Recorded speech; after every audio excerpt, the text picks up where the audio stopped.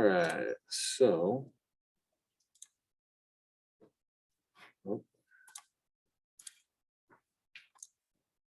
There you go. All right, so we left off last week thinking about the binomial distribution, right? So kind of just to get some stuff out of the way before we jump into material. I've gotten almost all these cells graded, so there's just a handful of you that haven't been graded yet. So this afternoon, everybody, by the end of this afternoon, everyone should kind of see a grade for that first Excel assignment.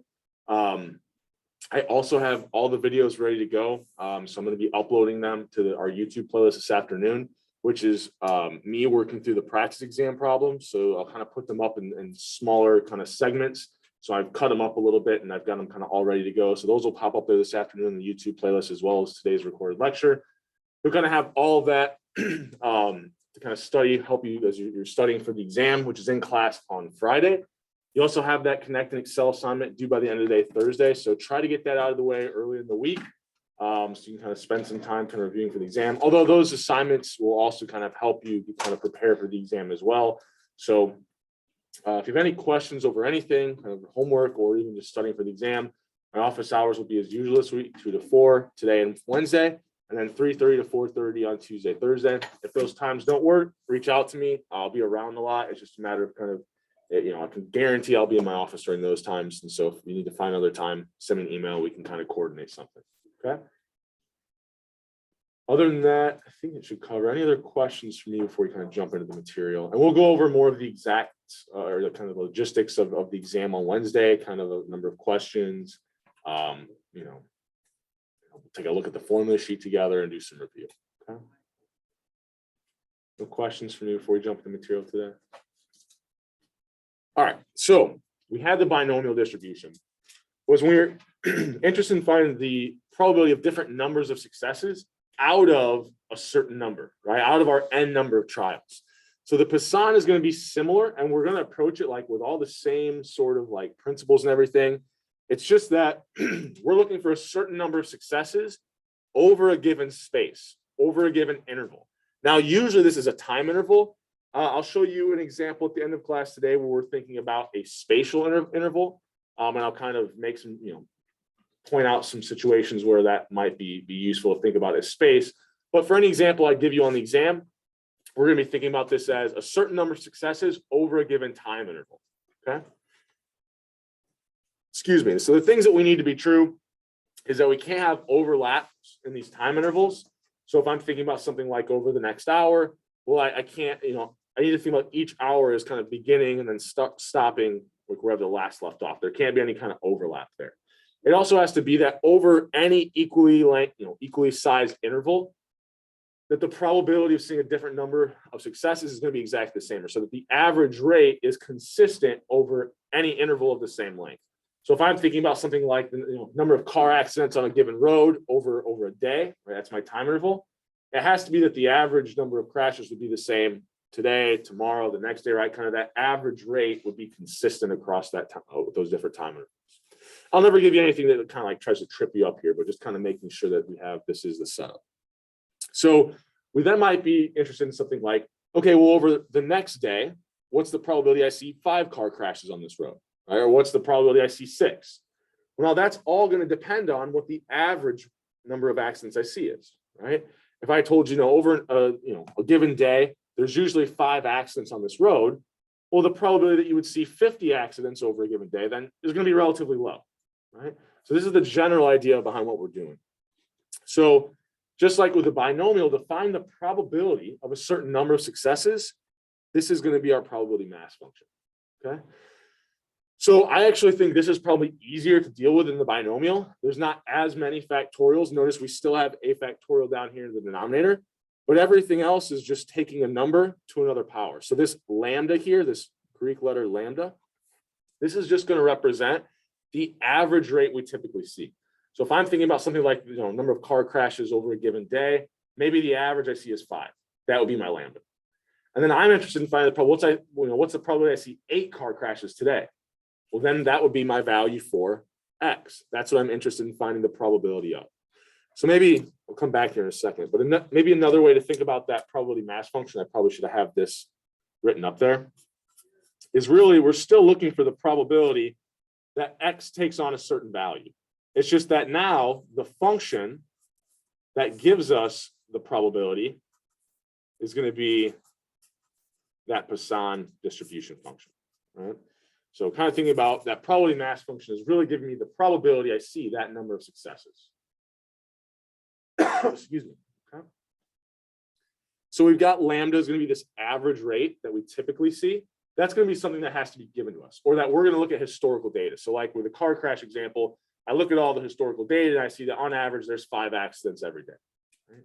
And I can then play around with the probability of seeing a different number of successes X. Okay. Now, the only other thing that we might not recognize in that formula is going to be this kind of number E, right? Or this natural number kind of E. It's kind of like pi, right? It goes out to, who knows what decimal point. I think E is also infinite, I believe. But we can kind of use it out to the 5th decimal, right? If we had to truncate it, it would be 2.71828. It keeps going. It's like 2.718281828 something. There's a way to like remember it out to like the 30th decimal, but I forget. It's all these Abraham Lincoln stats. But if we only needed to, out to the 5th decimal, this is what it would be. Now, most calculators, even pretty basic ones, usually have an E button on there. It's usually like second and then one of the buttons. And it usually says E to like a power, like E to the X. Because whenever we use the natural number E, we're generally always taking it to a power. Okay. So if you're looking for that button in your calculator, it may just have an E, like a italicized E, or it may have like E to the X power, because you're always going to be taking it to some kind of power. In our case, right, we're taking it to the negative lambda. Okay. But once I have that, we really use it the same way we were using the binomial, right? So just plug our values in, and it gives us our probability of seeing a certain number of successes. Okay. So I think I have this example here, but I'm going to jump the gun a little bit. Okay. So we have this this value lambda, which is the average number of successes we usually see. Okay. So let's just, for the sake of having an example, say that lambda is 2.5. Okay. So just like the binomial, we could look at the probability of seeing a different number of successes, and then just like plot that probability on my y-axis.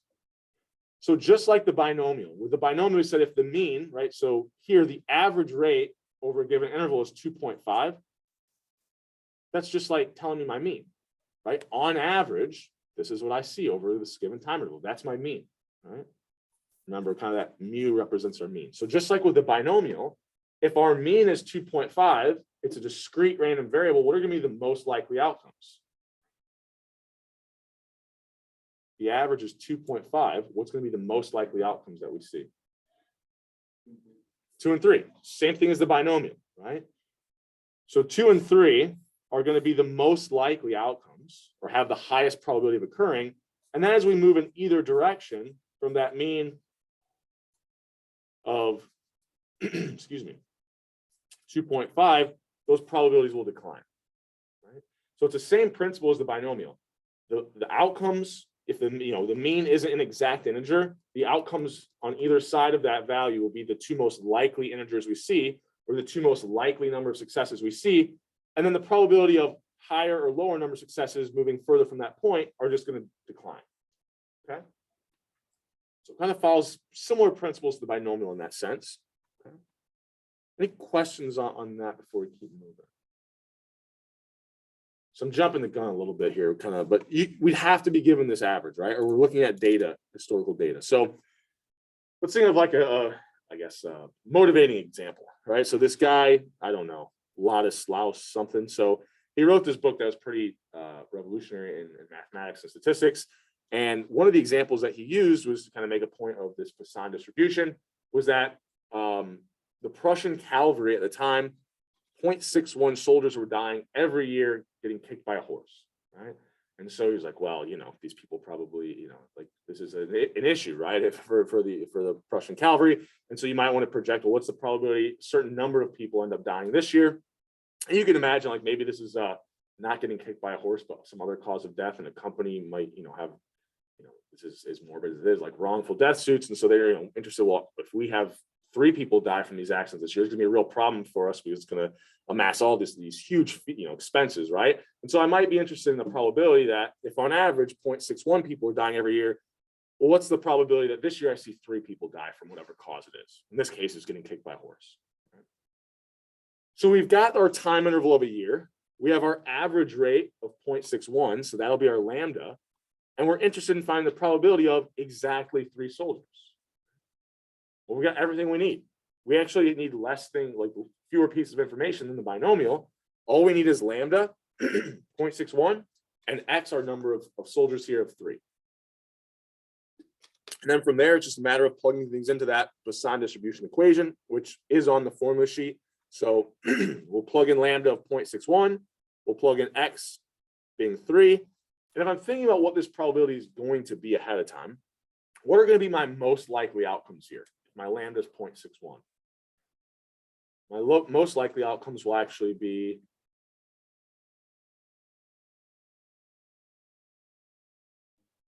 so 1 and 0, right? So remember with 2.5, the most likely outcomes were 2 and 3. The values right on either side of that mean. 0.61, the 2 values that would be on either side, 0 and 1. So when I'm thinking about the probability of 3, I'm starting to move kind of quite a bit from that point. My guess is it's going to be relatively small, right? So if I get something like 0.8 or 0.7, I know I probably made a math error somewhere, or I wrote something kind of into the equation wrong. Sure enough, if I kind of get everything entered in, it's as low as 0.02, right? So one thing with this Poisson, especially when we have a relatively low lambda, is that it falls off pretty quickly. Those probabilities start to decline. We're looking at those different numbers of successes. The probabilities decline very quick, right? If 0.61 was my average, even once I get to 3, the probability is as low as 0.02, which means what would have to be true about the probability that 4 people die from getting kicked by a horse? It's going to be even smaller, right? Even closer to 0. I mean, I don't know. We could probably, you could plug it in and figure out what it is, but my guess is it's going to be like 0.00 something, right? It's going to be very small, okay? So the Poisson kind of falls off pretty quickly.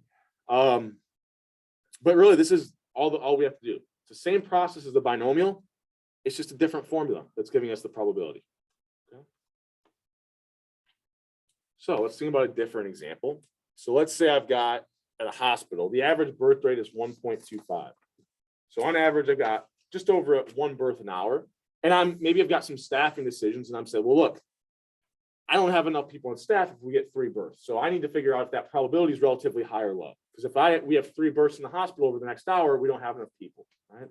So given that the average rate is 1.25, what's the probability that we see 3 births in the next hour, right? So I've got my average rate, my lambda is 1.25. I'm interested in finding the probability of exactly 3 births. That's all I need, right? I've got my average rate, lambda is 1.25. I've got my x, the number of successes I want to find the probability of is 3. It's just a matter of using that Poisson distribution formula, plugging those 2 values in, and getting that probability. Now, if I'm just thinking about it ahead of time, all of these probably make sense because they're relatively low.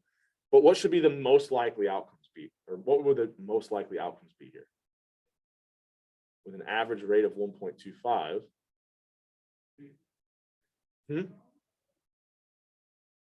What would the most likely not the answer, sorry. What would the most likely number of successes? Maybe I should say it that way. The mean, the mean is 1.25. So 1 and 2 would be the most likely outcomes, right? The number of successes on either side of that mean. Okay. Now we're looking for the probability of 3, so we're a little bit further away from that.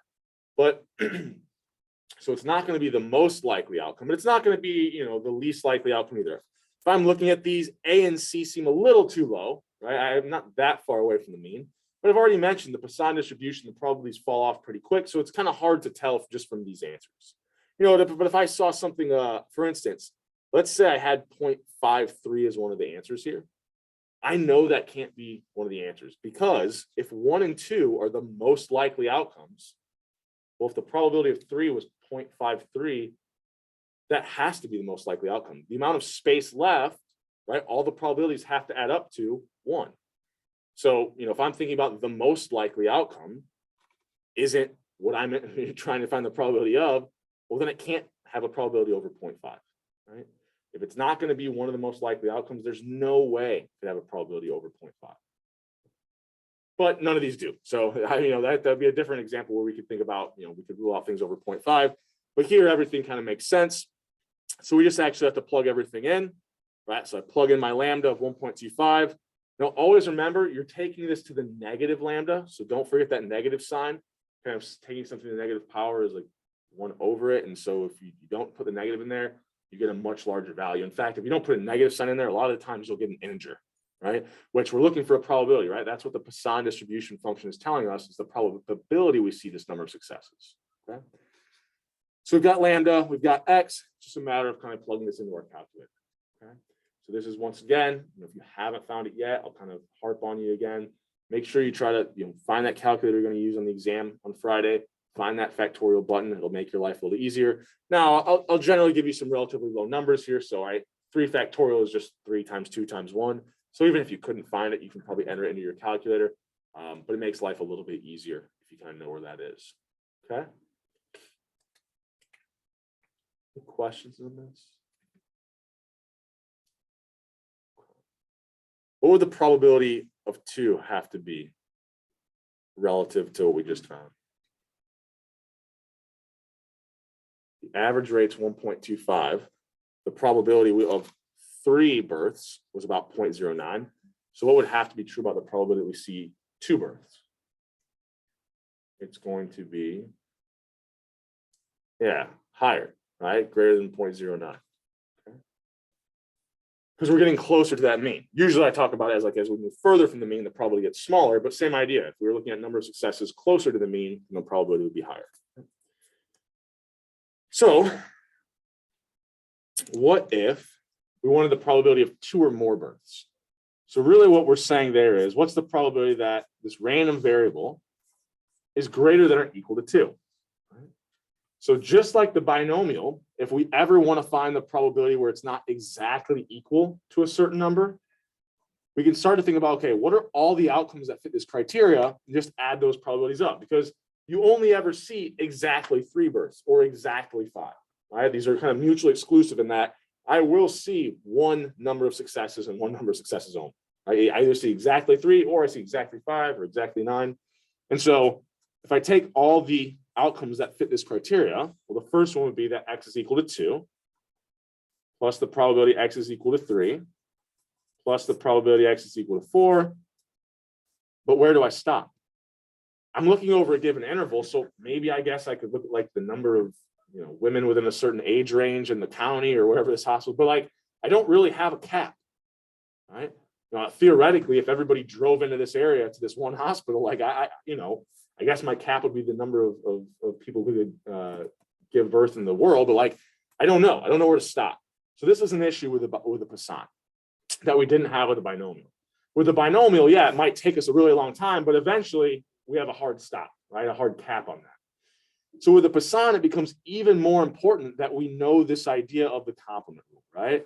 So if this is my event A, I know that I can rewrite this as 1 minus the complement. What would the complement of x being greater than or equal to 2 be?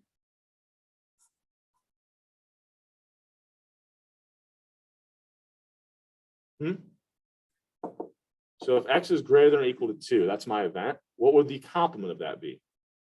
Just that x is, less than 2. Right? Remember, the complement just like is the exact opposite. So everything that's not in event A. Okay. Well, what are the only outcomes that fit this criteria now? The first one would be that x is what? X is equal to 0. The next one that fits that criteria is x is equal to 1. And the next one would be what? Kind of trick question when I phrase it. There is no next one, right? 1 is the only, the very first number that's less than 2. So here, now I only have to use that Poisson distribution equation twice, and I'm then subtracting from 1. Right? Whereas here, I would have been going on for forever, right, to add all of these probabilities. So here, the complement rule becomes crucial. I can't really solve this problem without using that complement rule.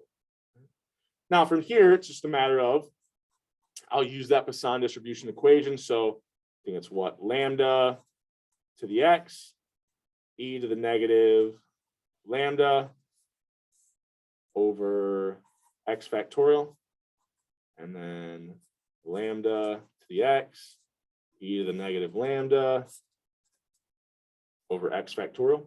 And one thing to kind of point out, and it's kind of similar to the binomial, but with the Poisson, with really low number of successes, things actually, a lot of stuff cancels here. So like 1 factorial is just 1. So I can like really ignore that. Dividing by 1 doesn't change anything. 0 factorial, also 1. I can kind of ignore that. Dividing by 1 doesn't change anything. Anything to the 0 power is 1. Multiplying by 1 doesn't change anything. So I can essentially ignore that. 1.25 to the 1 power is just 1.25. So I can simplify things down a little bit before I actually go to my calculator, right? But that's kind of knowing that anything to the 0 power is just 1, and then 0 and 1 factorial end up both being 1. Right? Kind of a weird trait that we have. Okay. Any questions before we keep moving here? Excuse me. Okay. So this is what I have here, right? We kind of find each of those probabilities. We actually plug these into our calculator. We get about what, 0.6 something, right? So I subtract those two probabilities from 1, right? Because originally I wanted to find the probability x is greater than or equal to 2. I know that's the same as 1 minus the probability it's less than 2. And so that would be kind of my final step, is once I find those probabilities, subtracting them from 1. Okay. Any questions over anything we did there?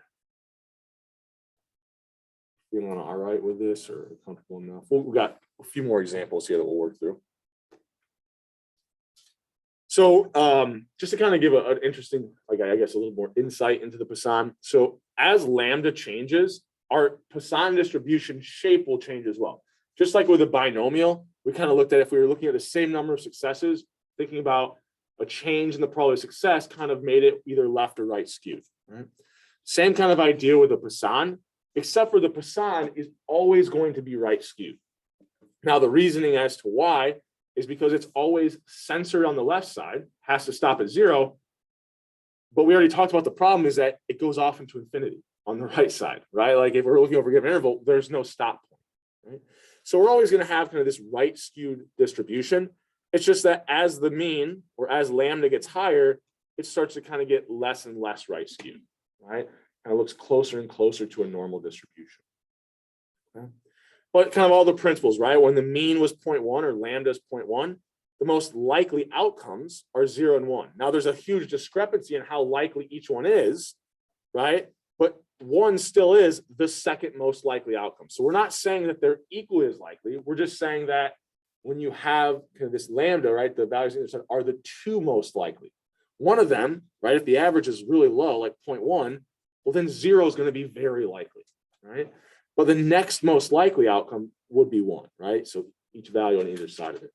And then as we move to higher means, right, kind of 2, that's the most likely outcome. A lambda of 5, that's going to be the most likely outcome. And it looks like these are kind of equally as likely, but there's a kind of slight kind of discrepancy here between the probabilities if we actually plugged in kind of 4 and 5 with a mean of 5. Okay. Any questions on that before we keep moving? Just kind of a quick visual. I don't like this one as much as the binomial, but it does give kind of a nice idea of kind of the fact that higher lambdas kind of, we get a less right skewed distribution. So I already mentioned that our average, our expected value, or our mean for the Poisson is just this average rate that we're given, right? And when I say we're given, in practice, like on the exam and stuff, you'll be given it, but like in practice, you would calculate the average by just looking at historical data, right? So, you know, the example of births, right? The hospital probably looks at their birth records and figures out, on average, we see this many births every hour. Right? A really interesting trait or property about this Poisson distribution, this probability mass function. So, you know, if you went through and you wanted to calculate the variance, you'd have every single possible outcome, 0 off into infinity, subtract that mean of lambda, so 0 minus lambda squared, multiplied by the probability you see 0. Well, what's the probability you see 0? Oh, where's the general form? Do I have it? Here we go.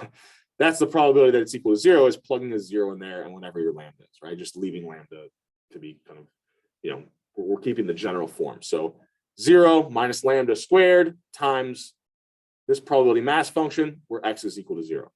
Then add to that 1 minus lambda squared times the probability I see x is equal to 1 plus 2 minus lambda, right? We would go through and do this calculation for every single observation. Just like the binomial, it kind of always simplifies down to something that's really nice and easy, but here it's even easier, which is it actually simplifies back down to lambda. All right, so the Poisson has this really unique trait, which is that the mean and the variance are the exact same value, right? Always. For whatever Poisson distribution example, no matter what lambda is, lambda could be 0.5, lambda could be 100, right? It'll always end up being that the mean and the variance are the same. So in like higher level statistics, there's a lot of situations where you'll exploit this because it makes math a lot easier if you're dealing with something that has a Poisson distribution because the mean and the variance are the same. So that should be an easy question if you ever got asked that. The mean and the variance of the Poisson distribution are just that average rate lambda. Okay? Which means the standard deviation is just the square root of lambda, right? So go from the variance to standard deviation, just take the square root. I know I've said this a lot now, but I'm really trying to hammer in there before we get to the exam, right? So, excuse me. So I kind of already alluded to the more important part of this, which is that the mean is lambda. From there, let's just go through a few more examples. So one thing that's kind of interesting, just to kind of relate this to some things we've talked about in the past, and to just get another glimpse at the binomial, is let's think about this setup, right? So I've got 10,000 atoms of some radioactive substance, and the probability that any one atom decays over the next minute is what, 0.0005? Right? So what's the probability that exactly 3 atoms decay over the next minute? Well, this is kind of a weird one, but I've got my number of trials as just each atom that I'm looking at. So if I've got 10,000 atoms, my n there, the most atoms I could see decay would be 10,000. I have a hard cap. Now it's a really large maximum value, right? But it at least exists, right? So I've got n is 10,000. My number of successes I want to find the probability of is 3. X is 3. And the probability that any one atom decays, or the probability of success in any one trial here, is 0.005. So I can use those 3. That's my binomial. I either see an atom decay or I don't. So I've got a success failure to find. So I plug everything to that binomial, into that binomial function, right? Probability mass function. Now I can do this, and we kind of already alluded to, like if I try to put 10,000 in my calculator, it's going to be pretty mad at me. It can't do that. But a lot of things cancel here, right? And so, everything from 9,997 cancels. I can actually get this entered in my calculator and find the answer of about 0.14. Okay. Now, the problem is this is kind of annoying to deal with, right? I mean, there's really large factorials. Here, I happen to have like a lot of things cancel. But imagine if I had something like 20 successes I wanted to find the probability of. Well, then I still have 10,000 times 9,999 all the way down to, 9,980. That's still going to be an enormous number, right? And my calculator may not be able to handle it. It's also just not fun to deal with all this, right? So one thing we can do, right, is if the number of trials is really, really large, like 10,000, and the probability of success is relatively small, 0.0005, we can actually use the mean of our binomial distribution, treat that as the mean or that average rate lambda for the Poisson, and the Poisson will give us a very, very close approximation. So notice if I do n times p here, we had what, 10,000 atoms, and the probability of success was 0.0005, right? So we get that average, or that mean for my binomial was 5, right? On average, I would see 5 atoms decay. I'll treat that mean as the mean for my Poisson distribution, or lambda. Right? So now I've got, on average, 5 atoms decay over the next minute. Right? I can then find the probability that exactly 3 decay this minute by plugging 5 in for lambda, 3 in for x, and I end up getting the exact same value out to the 5th decimal. It's going to be off at some decimal point. Like I said, it's a close approximation. Okay? Now, I'm never going to try to trick you or give you an example like this on the exam where you don't know, well, is 500 large enough sample size to use the Poisson to approximate? But in practice, right, you could actually come up with different combinations of the sample size, or sorry, not sample size, the number of trials and the probability of success, different combinations of those two things that would give you an approximation that's under, something you specify, like within 0.001 or something like that. Like that's how you would use this in practice. But really, anything over 1,000 and any probability of success under 0.01, that little combination of those two things, you could probably use the Poisson to get a really good approximation, really close approximation. And it's a lot easier to deal with. But, if you've got Excel at your fingertips at the same time, that binom.dist function was pretty, pretty helpful, and it probably wouldn't matter too much. You wouldn't have to use an approximation because that, Excel will do all the kind of hard work for you there. But it is kind of an interesting thing that those two distributions are pretty closely related and really indistinguishable once you get to a high enough sample size and a low enough probability of success. Where are we at in time? All right, we'll go through this relatively quick because this is just kind of thinking about scenarios where we can apply the Poisson. This is really going to be anything where we want to find a certain number of successes, the probability of seeing a certain number of successes over some interval, right? So maybe it's like the number of car accidents on a highway over a given day. I've used this example already today. So that one's going to be a situation where we can. The probability that a stock exceeds 10%. So this is where we're not just looking for the probability of seeing different numbers, right? We want to find the probability of seeing a different number of successes. Well, here, what is a success? I mean, really, I'm thinking about, is the stock, is it over 10? Is it over 8? Is it over 3? These aren't a number of successes. This is just a number or a variable going over a certain value. Right? Now, if I had something, so this doesn't really make sense for the Poisson. Yes, we have a time interval, but what's our success? We don't really have a different number of successes we could see. At most, if you even say, well, what's the probability it goes over 10? At most, your success can only ever be 1. It either goes over 10 or it doesn't. So we would have to have something like, how many stocks in my portfolio return more than 10%? That would be a situation where maybe I could use the Poisson. Right? Probably not, because every stock would have a different underlying kind of average rate, but that's the idea, right? I'd have to be looking for a number of stocks that go over this threshold. Okay? The probability to see a certain number of calls in a call center over a given minute. Well, we're looking for the number of calls, number of successes there over a given time interval, which is a minute. You think about the number of insurance claims over a month, a year, whatever it is. We're looking for the number of claims that come in. So that would be our successes there. So we're really thinking about an interval, and we have a different number of successes that we could see. Okay. So I think the next one, I'll save that for the end. But I want to work through these examples first. So these aren't in the slides, so these might be a good thing to write down. Since I wrote the exam, I may have an idea about what's going to be on it. So let's say over a year, 5 people are struck by lightning and killed or something. I don't know. This is a morbid example, but this is the idea. Right? Relatively low occurrence. But then someone said, okay, given that, what's the probability over the next month you see exactly 2 people struck and killed by lightning? Well, I don't have the average rate over a month. I only have the average rate over a year. If I was trying to find the average rate over the month, if I assume it's equally as likely to get struck by lightning any month of the year, what's something I could do to find this average over a month? On average, 5 people are killed per year. How many? Yeah. There's 12 months. So I would just divide the average over a year by 12. So really what I'm doing there is, and then once I have that, I can find the probability that exactly 2 people are struck by lightning this month because I've got my lambda. So I would take what? Lambda to the x times e to the negative lambda over x factorial. So whatever my new, once I calculate that new average or that new lambda for my time interval I'm interested in, well, then that's the lambda I'll use. And this is the number of success I want to find the probability of, and just plug those into my Poisson distribution equation. Okay. So there's really just one additional step, which is you have to calculate what that average is for the new interval. So anytime you want to go from a larger to a smaller time interval, we're going to be dividing by some factor. And what are we dividing? We're going to divide whatever our old lambda was, right, for the initial time period or the initial time interval. We're going to be dividing that by some factor. In this case, Going from year to months, divide by 12. What if I wanted to go from weeks to days? Or a week to days, I guess.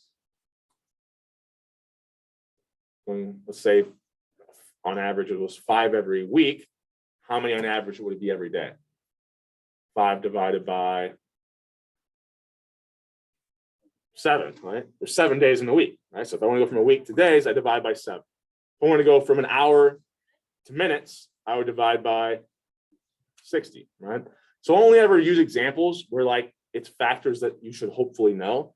I'll probably be obnoxious on the exam when like I said, I wrote it, so I know that I'll do this, but I'll be obnoxious and say something like, there's 24 hours in a day, right? If I tell you like I give you the average over a day, I want you to find the probability of a certain number of successes over an hour, and then I'll say, for your information, there's 24 hours in a day, right? Just to make sure you have the factor, but I won't do anything that you probably wouldn't know. I'm not going to do like, I don't know, kilometers to yards or something goofy, right? I'm not going to give you anything that you wouldn't know. Okay.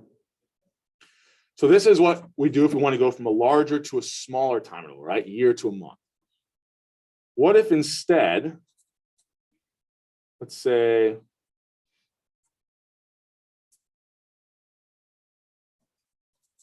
on average, 3 people are struck every day by lightning every day. That doesn't make sense. We'll do another example. There's 3 car accidents every day on this road, right? How many on average would occur over a week? Or maybe I mentioned probably that, there's exactly 10 this week, right? So if on average there's 3 a day, what would my new lambda be? I'm looking for the average over a week, just 3 times 7. Yeah, right. There's 7 days in a week. If 3 happen every day over a week, 3 times 7. Right? So what did I do there? Anytime I want to go from a smaller to a larger time interval, right? I'll take my old lambda and I'm going to be multiplying it by whatever factor it is. And then I'll use that new lambda, plug that into my probability mass function, and kind of go about things the exact same way I was before. Okay. So larger to a smaller time interval, you're going to be dividing by some factor, right? You're trying to make it smaller. Going from a smaller to a larger time interval, you're going to multiply by some factor, right? You're trying to increase that rate to fit your new interval that you're interested in. Okay. So these would be a good thing to know. I think there's one question on the Connect homework that does this, and it probably uses a factor that's a little bit more difficult than a factor I would give you on the exam, but it'd be some good practice. Okay. Any questions on this before we kind of return to the slide? I got one more example to kind of work through here. Okay with this? All right, so the last example I have is this guy who was working for Guinness. I think his name was William something Gissette. But I can get my slides to work. There we go. So he worked at Guinness. He had no real formal education, like in statistics or mathematics, but he was testing. So they have, if you've ever been to a brewery, they've got like these massive, I forget the name of them. I call them vats, but they're like these huge silos, right, where they brew the beer. And, you want to get a certain consistency throughout the whole thing so that the beer tastes the way that you want it to. And so you can't test all of it. So you just take little samples out, right? So he's taking like milliliter samples and testing, I think it was the yeast particles per milliliter to make sure that they're around what they knew it should be in order for the beer to taste good, or when it, that would signal it's ready, right? So as he's taking out these samples, he realizes even when they know that the average in the vat is a certain amount, when they test it, right, they're getting different amounts, right? So even if the average was 7 particles, any one sample, you might see 8, you might see 6, you might see 7. And he notices as he's taking these samples, they follow like a really nice Poisson distribution, right? So I said all these other examples, we've been looking over a given time interval. But here, it's actually, you can look over a spatial interval as well. Here, the space is a milliliter, right? Or maybe if I'm thinking about, I want to see like, if I'm driving down the road, what's the number of pieces of trash I see over a given mile, right? I'm looking over a space, right? A spatial interval, but I can still apply the Poisson distribution. So So he makes all these discoveries. We'll talk about him after the first exam, because we actually use one of his distributions a lot this semester after the first exam, which is the student distribution, because he didn't have a degree or like a doctoral degree or anything. They just named everything that he came up with student, right? Student this. Usually the distributions get the name of whoever came up with them. And he made a bunch of money, I think. So that's why he did that. But so he's testing this milliliter of liquid he's taking from this huge vat of beer. And he's seeing that on average, right? Or sorry, not on average. He's saying that out of this milliliter that he's testing, he sees it, puts it under a microscope, sees exactly 10 particles per milliliter. So that's the kind of average rate that he has seen from his sample, is 10 particles per milliliter. Well, this is a problem because they're targeting that they want exactly 8. So if the average that he's seen from the sample is 10, or lambda is 10, they might want to know, okay, even though we saw 10 in our sample, what's the probability that over the entire vat of liquid, right, the average per milliliter would be 8, right? So what's the probability that we would see 8 particles instead? So that's going to be our X. Our lambda is 10, right? That was the average rate that we saw from our sample. And so really from there, it's just a matter of plugging in lambda of 10 and X of 8 into our Poisson distribution function. And you can kind of see like, oh shoot, if we're seeing 10 particles per milliliter from our sample, there's only a 11% chance or 11% likelihood that we're actually going to get that target of 8 particles per milliliter over the entire vat. So we got an issue, right? I mean, that's still a non-zero probability, but if I'm making like a massive amount of product here, and there's only a 11% chance that it actually is what I'm targeting, I'm probably concerned, right? I'm probably trying to kind of manipulate things to get closer to that targeted 8. Otherwise, I've got a whole bunch of product that's just going to go to waste. And you can imagine I could do something like this on like an assembly line. You could have over the, over 30 minutes, right? How many products did we see on the assembly line that were defective, right? Well, then based off of that, right, that's my lambda. Well, what's the probability over the entire day or something that I see this many defective products? Because I know that if I see anything above this level, like I've got a problem. Well, I plug in my lambda. If that probably gets too high, well, now I've got a real issue. I might want to stop production. I've got too many defective items, right? So there's a lot of like spatial interval examples where the Poisson applies that make a lot of sense in the real world. It's just that a lot of the time we're thinking about, well, what's the probability I see a certain number of customers over this interval, make this certain number of sales, right? See this many claims come in, or this many, accidents on the job. So usually it is a time interval, but there are plenty of examples where you could have spatial examples that make a lot of sense in the context of probably a lot of the different careers that some of you may choose. So, I think that's all I have other than a terrible stat meme about the Poisson distribution being fishy. Poisson means fish in French, I believe. So we worked through the Poisson distribution examples. I won't give you anything that's spatial on the exam. So just kind of, if this was a little bit kind of tough to think about like space intervals, we'll only be doing with time intervals, but I can guarantee you will need to know how to do this, where you're changing the time interval, going from either a larger to a smaller or a smaller to a larger. Okay. Any other questions before I let you guys get out of here? All right, so we'll go over more of the logistics of the exam on Wednesday, and we'll do some exam review. If you have any other questions as you're preparing for the exam or looking at the homeworks, feel free to reach out. Other than that, I'll see you guys on Wednesday.